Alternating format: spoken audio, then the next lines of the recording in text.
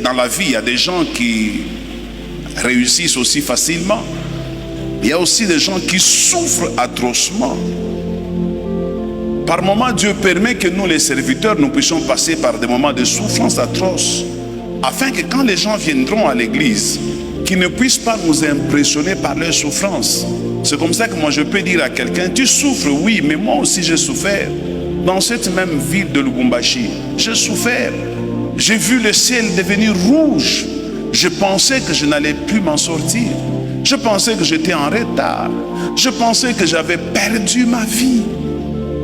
C'est après seulement que je me suis rendu compte que le mot retard n'est qu'un mot abstrait.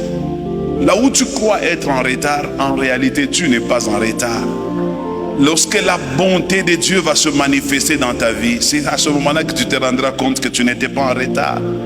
Parce que tu te dis être en retard par rapport à quand tu observes les gens autour de toi. Quand tu regardes la vie de celui-ci, la vie de celui-là, tu te dis, moi je suis en retard. Non, non, non, tu n'es pas du tout en retard.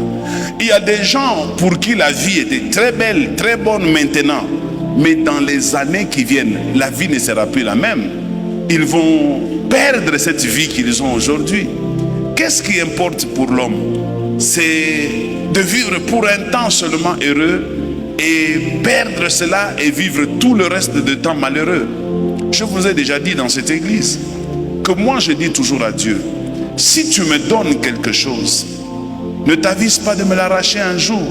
Si tu sais que tu me l'arracheras un jour, alors ne me la donne pas. Parce que je connais la souffrance qu'un homme peut endurer lorsqu'il a eu quelque chose et puis il l'a perdu. Alors je dis à Dieu, si tu me donnes, alors maintiens-moi là-bas. Si tu sais que tu ne vas pas me maintenir, ne me donne pas.